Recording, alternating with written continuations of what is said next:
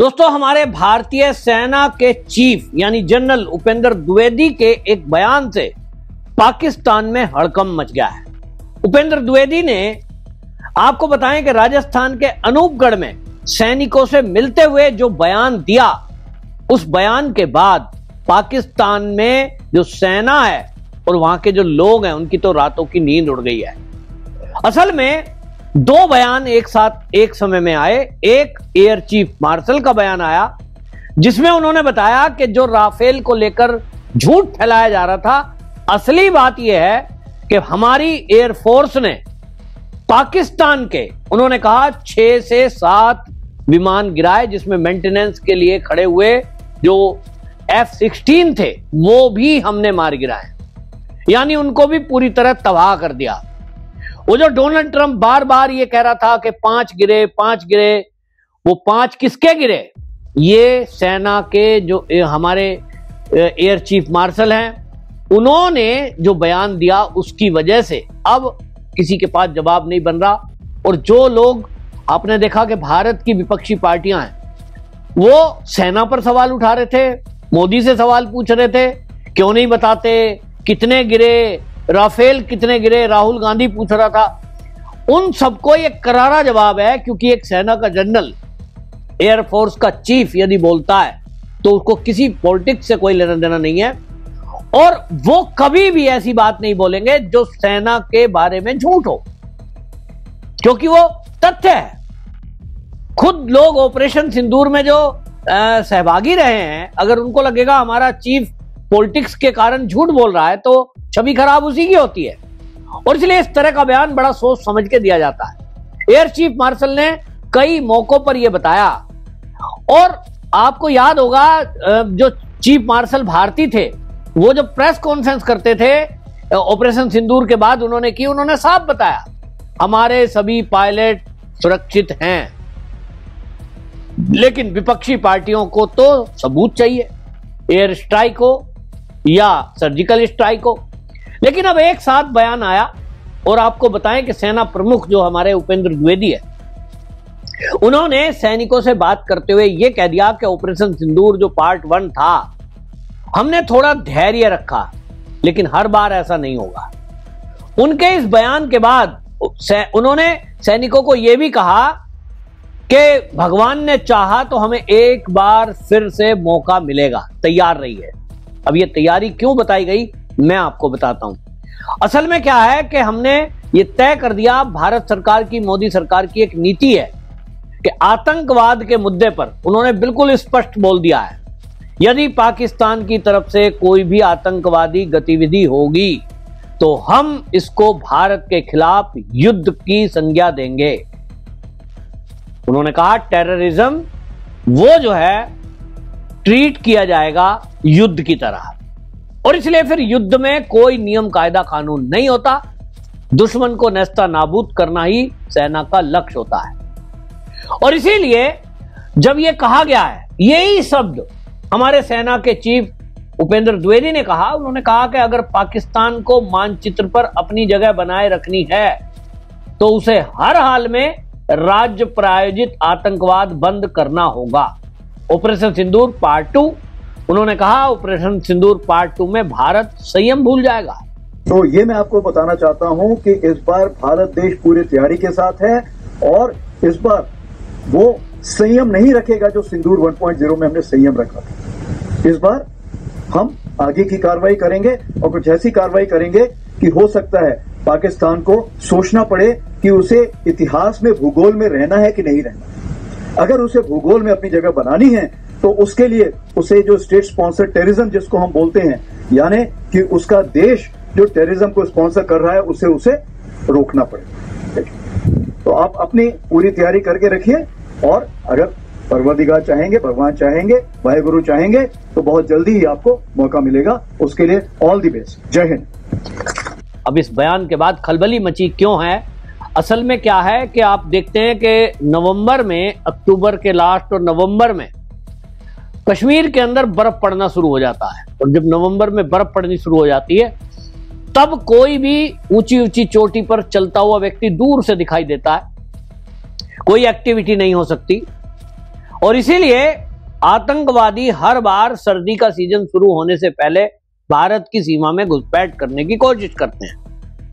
दीपावली का सीजन आता है तो हर साल आतंकवादी दीपावली में, हिंदू त्योहार चल रहे हैं, तो उनको लगता है कि डिस्टरबेंस पैदा किया जाए, और इसीलिए हमारी सेना के पास इंटेलिजेंस आया कि कुछ आतंकवादी भारत में घुसने की कोशिश कर सकते हैं। तो ऐसे में सेना के हमारे चीफ ने साफ कर दिया और उन्होंने कह दिया कि इस बार हम ऑपरेशन सिंदूर पार्ट 1 जैसा संयम नहीं बरतेंगे। इस बार कुछ ऐसा करेंगे जिसमें पाकिस्तान को सोचना पड़ेगा कि वो भूगोल में अपनी जगह बनाए रखना चाहता है या नहीं। अगर पाकिस्तान भूगोल में अपनी जगह बनाए रखना चाहता है तो उसे राज्य प्रयोजित आतंकवाद को रोकना होगा, बिल्कुल साफ साफ कह दिया। और जो लाइन उन्होंने कहा, अगर ईश्वर ने चाहा तो आपको जल्द मौका मिलेगा, शुभकामनाएं। इधर मैंने जैसा बताया आपको, air chief marshal AP Singh लगातार इस बात को कह रहे हैं, लेकिन अभी तक इशारे में कर रहे थे। अब खुलकर उन्होंने बता दिया कि अमेरिका में बना हुआ F-16 और चीन में बना हुआ JF-17 उस सहित 4 से 5 पाकिस्तानी लड़ाकू विमानों को मार गिराया। वायुसेना प्रमुख ने यह भी बताया कि पाकिस्तान में अपने ठिकाने भले ही कितने दूर बना लो, शिफ्ट कर दिए ना बॉर्डर से आतंकवादी, हमने उनको वहीं पे ठोक देना है। और उन्होंने इस बात को बता दिया कि आप देखिए कि जो अब अमेरिका का फाइटर जेट हो या फिर चीन का, हमने तो उड़ा दिए। और इसीलिए जो कयास लगाए जा रहे थे कि आखिरकार डोनाल्ड ट्रंप बौखलाया हुआ क्यों है, डोनाल्ड ट्रंप ऐसा क्यों बार बार, कभी टैरिफ की बात, कभी कुछ, जो हमारे साथ रिश्ते ठीक थे वो जो है अचानक से ऐसे तल्ख कैसे हो गए, ये बात कही जा रही थी। As far as Pakistan losses are concerned, I think it was very clear. It was clearly spelled out in the initial debriefs also that we have struck a large number of their airfields, and we struck a large number of their installations. And what we have gathered from whatever int reports we have got is that on ground, because of this strikes, there have been radars at least 4 places, command and control centers at 2 places, runway of course damaged at 2 places, then 3 of their hangars in 3 different stations have been damaged, and in that hangar as well as on tarmac we have signs of one C-130 class of aircraft, one AEW&C class of aircraft, and at least 4 to 5 fighter aircraft, most likely F-16, because that base happened to be F-16, which would have been under maintenance that time. Along with that, one SAM system which has been destroyed. And so these are the strikes that the destruction that has taken place on ground by our strikes. And as far as air defense part is concerned, we have clear evidence of one long-range strike which I talked about, more than 300 kilometers, which happens to be either an AEW&C or a SIGINT aircraft.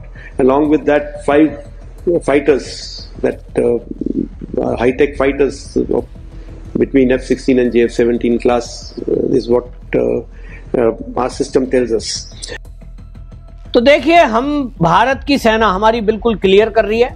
जिस तरह से विपक्षी party लगातार भारत की सेना का मनोबल down करने का काम कर रहे थे, जिस तरह से राहुल गांधी और पूरी कांग्रेस का इकोसिस्टम कितने राफेल गिरे चिल्ला रहे थे, इनको तो बस अमेरिका का राष्ट्रपति जो बोल दे उस पर यकीन है। कहते हैं साहब देखिए, डोनाल्ड ट्रंप ने एक बार फिर कह दिया मध्यस्थता मैंने कराई। हमारा सेना का चीफ क्या कह रहा है उस पर राहुल गांधी को यकीन नहीं है, उस पर कांग्रेसियों को यकीन नहीं है। अमेरिका का राष्ट्रपति क्या बोल रहा है उस बयान को कोट करते थे। अब 25 बार बोल दिया, अभी 30 बार बोल दिया, अभी तो मेरे ख्याल 40-45 बार हो गया। सवाल यह है कि अमेरिका हो, चीन हो, जापान हो, किसी देश का राष्ट्रपति, प्रधानमंत्री मेरे देश के बारे में कौन होता है बयान देने वाला? और अगर वो कोई बयान दे रहा है, उस बयान से मेरा क्या लेना देना? मेरा विश्वास मेरे देश की सरकार पर होना चाहिए, और मेरे देश की सेना पे तो सवाल ही नहीं है कि मैं आशंका पैदा करूं दिमाग में। मेरी सेना के शौर्य पर हर देशवासी को यकीन और गर्व होना चाहिए और ये भी यकीन होना चाहिए कि वो कभी पॉलिटिक्स नहीं करते। हमारे देश का इतिहास है, हम पाकिस्तान की तरह तो नहीं है जब चाहे तख्ता पलट हो जाए। हमारे यहां हमारी सेना का इतिहास है। इस गौरवशाली इतिहास में जब जब राजनीतिक दलों ने खूब बदतमीजियां करी, भ्रष्टाचार किया, सेना का अपमान किया, वो कभी भी एक शब्द नहीं बोलते, अपने दायरे में रहते हैं। हमारी लोकतांत्रिक व्यवस्था है और इसलिए ऐसे में सेना को पॉलिटिक्स में लाना विपक्षी पार्टी के लिए ये बहुत ही शर्मनाक बात है।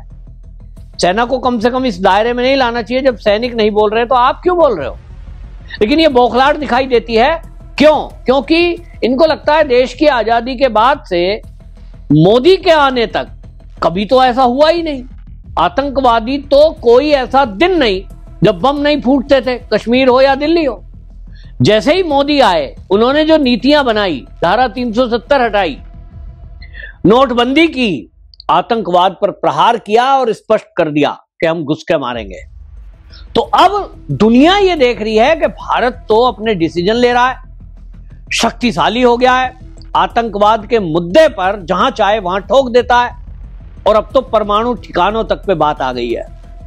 तो सबको इस भारत के बढ़ते हुए शौर्य और मोदी सरकार पे ये जो गर्व हो रहा है भारतीयों को, ये इन कांग्रेसियों को, राहुल गांधी को पच नहीं रहा है। इनको लगता है यार ये तो 29 में भी मोदी ही आ जाएगा, इस तरह की बात चलती रहेगी तो क्या करो, बदनाम करो। बदनाम करने के लिए क्या करो, सवाल खड़े करो। सेना तो बयान देगी नहीं, इनको लगता है सेना तो कोई, सेना का जनरल हो, कर्नल हो या सेना का कोई एयर चीफ मार्शल हो, वो तो आएगा नहीं। साहब ऐसे ऐसे नहीं है जी, वैसे है, मोदी जी ने बड़ा अच्छा काम किया सेना के लिए, और ऐसा कोई कभी बोलता नहीं।